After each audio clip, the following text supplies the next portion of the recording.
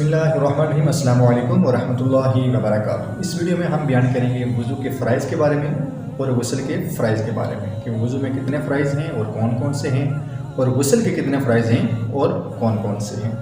जैसा कि कुरान मजीद फ़ुरक़ान हमीद में अल्लाह रब्बुल इज़्ज़त का इरशाद है, या अय्युहल्लज़ीना आमनू इज़ा कुमतुम इलस्सलाति फ़ग़सिलू वुजूहकुम व अयदियकुम इलल मराफ़िक़ि वम्सहू बिरुऊसिकुम व अर्जुलकुम इलल कअबैन।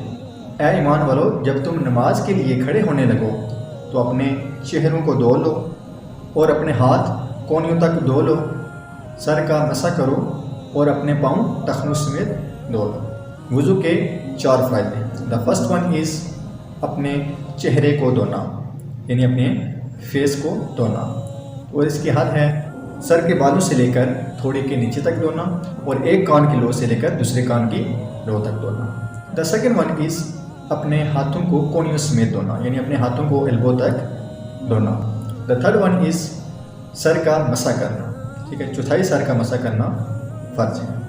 द फोर्थ वन इज़ अपने पाँव को टखनों समेत धोना।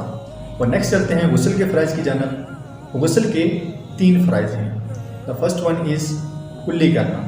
अगर आप रोज़े की हालत में हैं तो सिर्फ कुल्ली करें, अगर आप रोज़े की हालत में नहीं हैं तो गरारे करें। द सेकेंड वन इज़ नाक में पानी चढ़ाना, यानी नाक की सख्त हड्डी तक पानी पहुंचना चाहिए।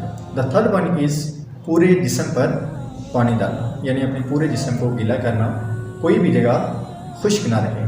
हदीस में आता है कि अगर सुई के नाक बराबर भी अगर कोई जिस्म की खुश्क जगह रह गई तो आपका गुस्ल नहीं होगा। अगर आप हमारे चैनल पर नए हैं तो वीडियो को लाइक, शेयर और चैनल को सब्सक्राइब करना हरगिज़ मत भूलिएगा।